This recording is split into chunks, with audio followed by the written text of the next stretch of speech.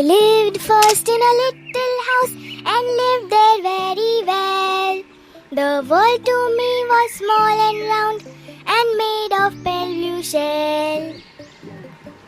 I lived next in a little nest, nor needed any other. I thought the world was made of straw and covered by my mother.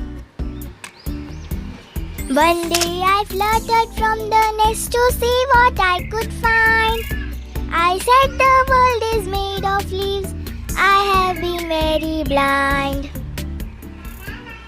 At last I flew beyond the tree and saw the sky so blue. Now how the world is really made, I cannot tell, can you?